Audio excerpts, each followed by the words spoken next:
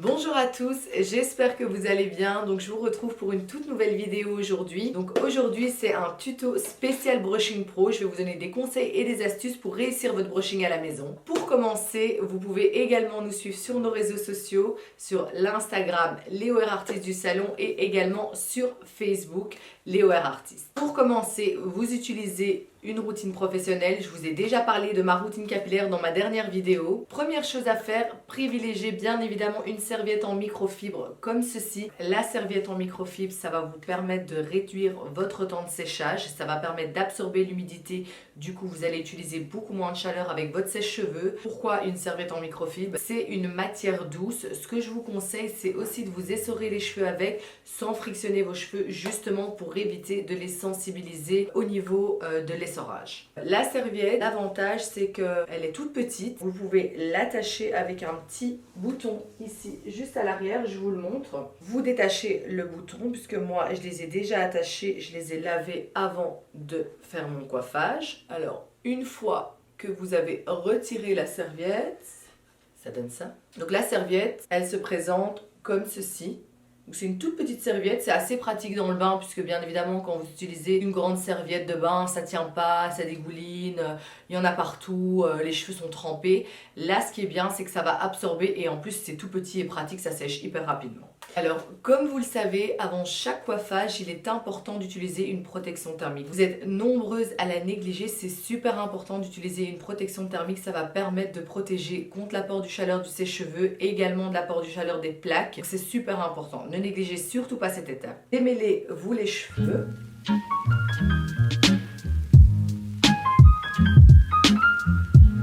Aujourd'hui, je vais utiliser le sérum Tokyo. Ce sérum, il permet de stimuler la croissance du cheveu. Il va aussi protéger contre les UV. Cette huile, elle va agir avec l'apport de chaleur. Elle va permettre une hydratation intense. Le cheveu va être super doux et super brillant. Vous pouvez ajouter une petite noix après votre brushing. Vous pouvez également l'utiliser au quotidien, mais il faut toujours apporter un petit apport de chaleur ou soit les reprendre au sèche-cheveux pour qu'ils soient actifs et qu'ils rentrent dans le cheveu. Alors, vous utilisez une pression, en général c'est suffisant, ou deux si vous avez les cheveux longs, donc vous voyez c'est très liquide. Vous appliquez sur vos longueurs et pointes. Attention, pas en racine s'il vous plaît.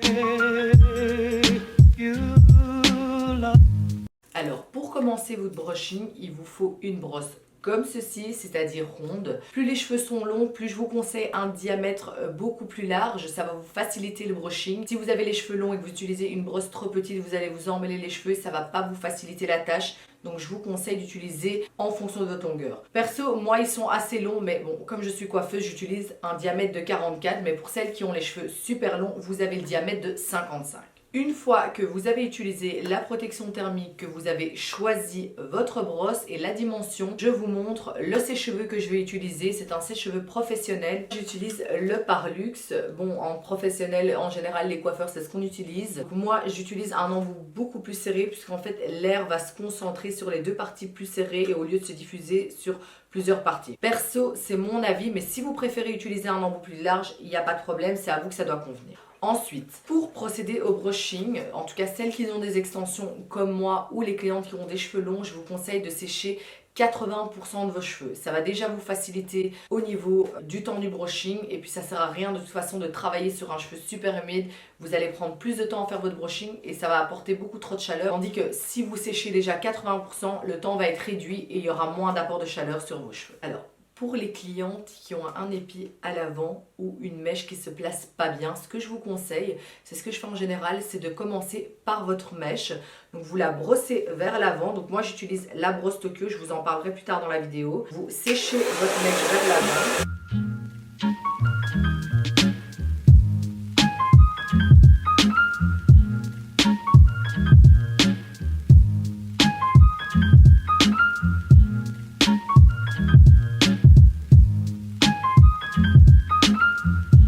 Pourquoi commencer par la mèche? Donc comme je vous ai dit, si vous avez un épi, ça va vous permettre déjà de l'aplatir en le séchant au tombé naturel. Une petite astuce pour les clientes qui ont les cheveux fins et qui manquent de volume, vous pouvez mettre la tête en avant et les sécher vers l'avant, ça va déjà leur donner un petit peu de volume naturellement. Une fois que vous avez séché votre mèche et qu'elle est coiffée, vous préséchez 80% de votre chevelure. Surtout celles qui ont des extensions, bien présécher les extensions, ça va vous faciliter au niveau du temps et le brushing sera beaucoup plus rapide. It's not for me to say you love.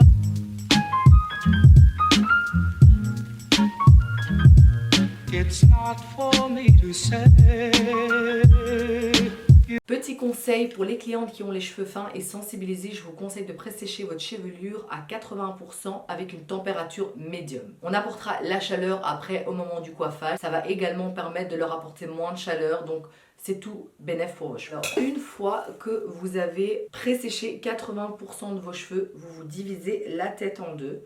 Vous reprenez ici une séparation du sommet de la tête. Donc moi j'ai des extensions, je vous montre, j'ai une repousse puisque depuis le confinement j'ai pas eu l'occasion de les faire et que ça sera pour après. Alors là c'est les astuces que je vous donne. Forcément c'est pas facile de reproduire un brushing comme chez le coiffeur et ce sera jamais la même chose. Comme moi, quand mes collègues me font un brushing, c'est toujours mieux que quand je le fais moi-même, bien évidemment. Divisez la tête en deux, ramenez vos cheveux vers l'avant. Lorsque vous préséchez vos cheveux, pensez à bien présécher vos racines, comme ça vous permettra de déjà moins devoir travailler vos racines. Pour la brosse et le sèche-cheveux, attention, ne surtout jamais coller votre sèche-cheveux de la brosse.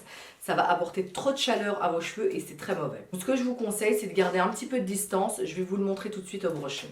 Pour la brosse, il ne faut pas tourner votre brosse. Faites glisser seulement. Aujourd'hui, on est là uniquement pour vous apprendre à vous faire un brushing, pas là pour vous apprendre à vous faire un brushing bouclé ni un brushing à mouvement. Le but, c'est de savoir vous-même vous lisser les cheveux avec un brushing. Donc, glissez votre brosse sur vos cheveux. Donc, vos cheveux doivent être quand même bien démêlés. Glissez votre brosse et faites suivre votre sèche-cheveux.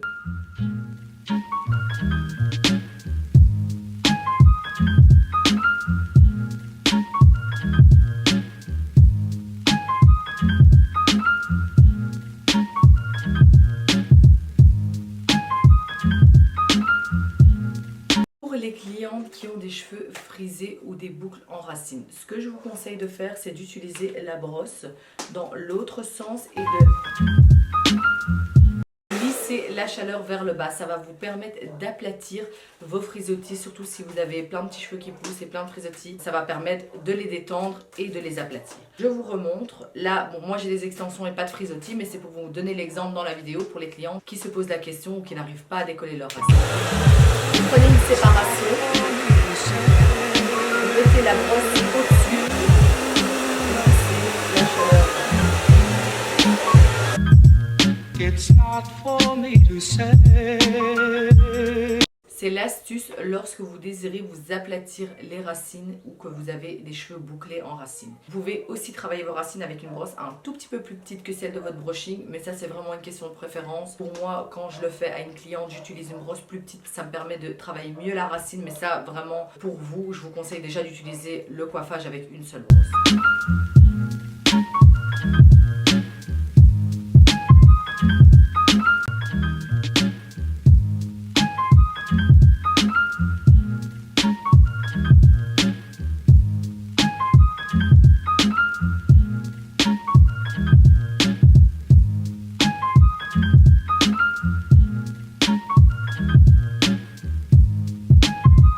Donc voilà, première étape de fait, j'ai préséché les cheveux et travaillé avec la brosse comme je vous ai montré sur la vidéo. Alors ensuite, vous retirez la pince du sommet. Donc moi, comme vous pouvez voir, j'ai des extensions, encore quelques-unes ici au-dessus. En général, quand vous avez que vos cheveux, c'est beaucoup plus simple. Du coup, vous redivisez l'avant et vous travaillez cette partie-là des cheveux.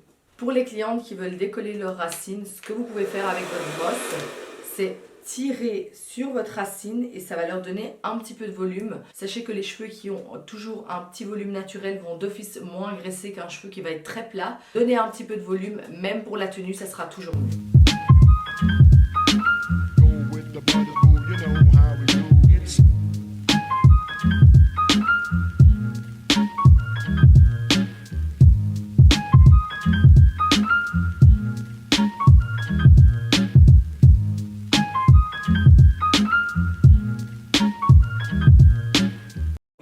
Que vous avez coiffé la partie arrière, vous terminez avec vos côtés.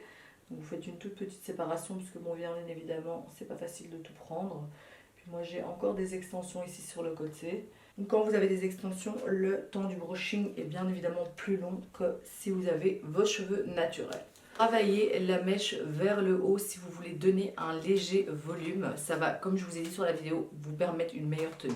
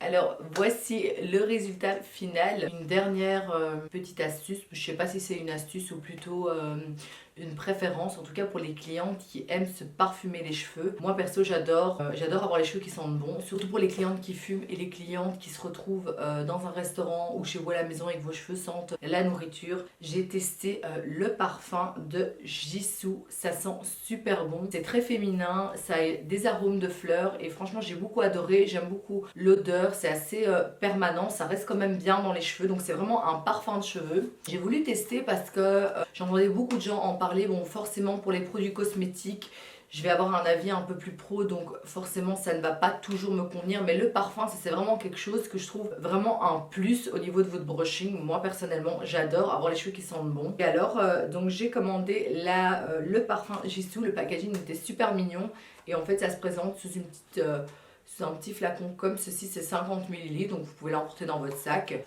Voilà, ça sera tout pour cette vidéo tuto brushing. J'espère que vous aurez appris quelque chose aujourd'hui. Alors si vous avez des suggestions ou vous voulez que j'aborde certains sujets, n'hésitez pas à me le mettre en commentaire. N'hésitez pas à liker la vidéo si vous avez appris quelque chose et que la vidéo vous a plu. Et surtout abonnez-vous à ma chaîne, ça me fait super plaisir. Au revoir!